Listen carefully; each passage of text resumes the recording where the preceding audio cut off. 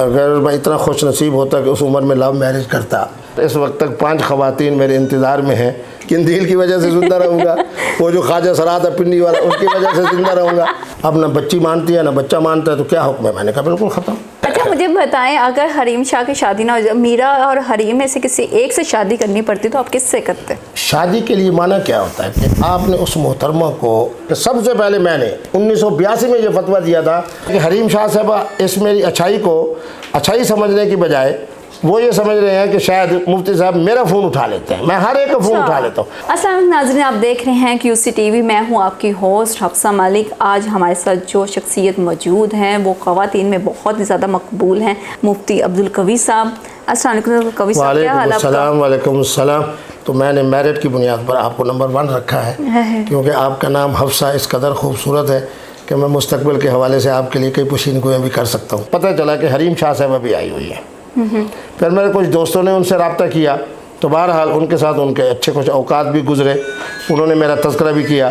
फिर उसके बाद मैं लाहौर आया, पता चला कि वो भी लाहौर आ गई हैं। फिर एक चैनल के ऊपर उन्होंने जनाब इंटरव्यू दे रही थी, तो उस मोहतरम ने फ़ौरन फ़ोन मिला के मुझसे उनकी बात करा दी। तो मैंने उनसे बात की, मैंने कहा, लेकिन बहरहाल अब भी मेरा आपके प्रोग्राम के तवस्सुल से भी उन्हें यही मशवरा है कि अब वो एक साहब की अहलिया है, बाइज़्ज़त ज़िंदगी गुजारें, पुरसुकून ज़िंदगी गुजारें।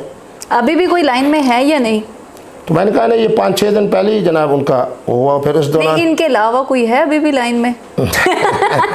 ये भी बता दें कि अभी कोई नहीं। मैं सिर्फ आज के दिन का बता सकता हूँ कि आज के दिन के अंदर इस वक्त तक 5 ख़वातीन मेरे इंतज़ार में हैं कि मुफ्ती साहब लाहौर पहुँचे और मुफ्ती साहब की हम ज़ियारत करें। कि मीन के ज़्यादा किसी होटल में किसी जगह पर? ये तो मैं बताऊँगा ना। अच्छा मुझे बताएं, अगर हरीम शाह की शादी ना हो जाए, मीरा और हरीम में से किसी एक से शादी करनी पड़ती तो आप किससे करते? देखिए जी, मीरा साहबा का और हरीम का आपस में कोई जोड़ ही नहीं।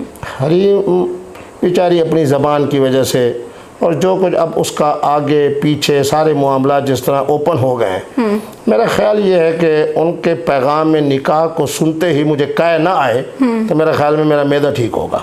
अच्छा। बाकी मीरा साहबा तो बड़ी तक़द्दुस माब मुहतरमा है, अहले बैत के मोहब्बत में। और जब मैं अहले बैत का तज़किरा करता हूँ तो जिस तरीके पर मैंने उनको रोते हुए देखा है, तो मैंने उनको हल्फन कहा है कि मैंने कहा आप जन्नत में पहले जाएंगी, शायद उलमा हज़रात। फिर तो आपको एक जन्नती औरत से शादी करनी चाहिए। बात यह है कि ये बात ठीक है कि उन्होंने मुझे मेरे ज़िम्मे लगाया है कि आप मेरा किसी अच्छी जगह पे रिश्ता करा दें। इनके वो आपके ऊपर नज़र डाल रही हैं, वो कह रही हैं कि वो शर्मा भी तो रही होती ना लड़कियां, आपको पता है, वो आपको इनडायरेक्टली कह रही हैं कि रिश्ता ढूंढें। किन दिल की वजह से ज़िंदा रहूँगा, वो जो ख्वाजा सरात है पिंडी वाला, उसकी वजह से ज़िंदा रहूँगा। वो जो चाइना वाली एक मोहतरमा है, उसके डांस की वजह से मैं ज़िंदा। ये सारे देखे ना 5-6 वाक़ियात आती हैं। आपका लव तो नहीं है? देखिए जी, बात यह है कि मेरी 67 साल ज़िंदगी के अंदर अगर 5 वाक़ियात हो तो 5 वाक़ियात तो मुझे याद होने चाहिए ना, इतना तो मैं कमज़ोर नहीं हूँ। मुफ्ती अब्दुल कवी जब दुनिया से जाएंगे तो ये 5 वाक़ियात भी ज़िंदा रहेंगे। तो मुफ्ती अब्दुल कवी साहब को तो घर वालों ने नज़रबंद भी कर दिया था। जैसे बात यह है कि कोरोना की वजह से अब आप खुद देख रही हैं कि जिस रवानी से मैं पहले बोलता था, अब मैं उस तरह रवानी से नहीं बोल रहा। नहीं, उन्होंने स्टेटमेंट कुछ और दी थी। नहीं, वो यही थी, वो हमारे आपस में एक चीज़ बैठ के मुत्तफ़िका जिस तरह कहते हैं ना, करारदाद, वो इसीलिए थी कि ताकि मेरे अपने घर के लोगों की तरफ से बीमारी के हवाले से एक बात आ जाए और दूसरा ये बात आ जाए कि मुफ्ती साहब खलवत में चले गए, अभी जनाब मनसब इफ्ताह पे नहीं बैठेंगे। अच्छा अब आप मुझे बताओ, 3 तलाक़ों वाले अगर मुफ्ती अब्दुल कवी साहब के पास आके इस रिसाले की बरकत से ये जिनमें तलाक़ वाक़ई नहीं होती, जब 3 महीने के बाद मैं आके बैठा तो याद रखो कि पूरे 3 महीने के जितने केसेस थे ना, उनमें अगर पहले मैं 5 केस सुनता था तो फिर मुझे 10-10, 15-15 केस सुनने पड़े। मुफ्ती अब्दुल कवी के अलावा है ही कोई नहीं जो इस मसले के अंदर। अच्छा, बचपने का निकाह मुनाक़िद नहीं होता। अच्छा। अब 2 साल की बच्ची, 4 साल की बच्ची, हमारे जनूबी पंजाब के अंदर सबसे बड़ा जुल्म है कि वट्टे सट्टे की बुनियाद के ऊपर 2-4 साल की बच्ची का निकाह कर देते। अब मुफ्ती अब्दुल कवी साहब के अलावा कौन इस घर को आबाद करे, कौन? अब अभी आपके रास्ते में मैं था तो झंग का एक बहुत बड़ा ज़िम्मेदार घराना है, मैं नाम नहीं लेता, उनका फ़ोन आया कि जिस तरह हमारे यहाँ मसला हो गया है। उस वक्त नाना जी थे या दादा जी थे, उन्होंने कहा जी तो ये मेरी बेटी है, ये मेरा बेटा है, इसका ये बच्चा है, इसका ये बच्चा है, चलो मैं अपनी आंखों से इनका निकाह करके जाऊँ। ये 4 साल का बच्चा था, वो 3 साल की बच्ची थी, अब ना बच्ची मानती है ना बच्चा मानता है, तो क्या हुक्म है? मैंने कहा बिल्कुल ख़त्म। इस्लाम ने जो इख्तियार दिया है वो किसको दिया है? जब हम एक उम्र तक पहुँचते हैं, जिसको अक़ल कहते हैं, जिसको बुलूग कहते हैं।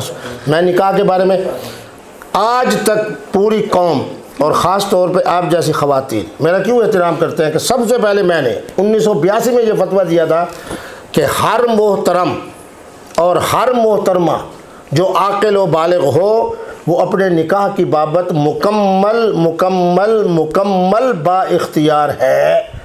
अब्बा जी अपनी जगह पे, अम्मा जी अपनी जगह पे, नाना जी अपनी जगह पे, उनका एहतराम। लेकिन निकाह के अंदर मुदाखलत करें तो हज़रत अल्लाह ने इख्तियार मुझे दिया है, आपको नहीं दिया।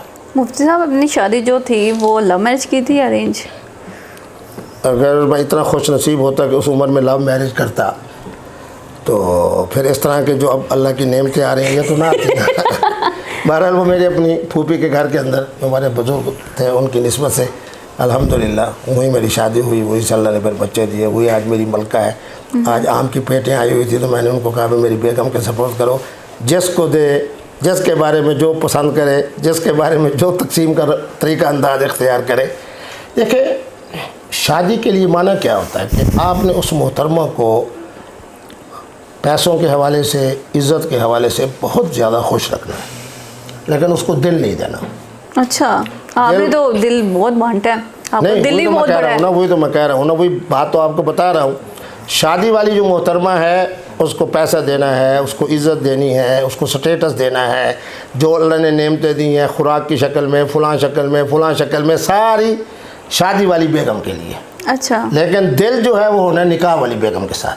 अच्छा, हमें तो इसलिए ये जो तकसीम होगी ना, इसकी वजह से आपकी बेहतरीन ज़िंदगी गुजरेगी। बहुत शुक्रिया मुफ्ती साहब, आपने टाइम निकाला हमारे लिए।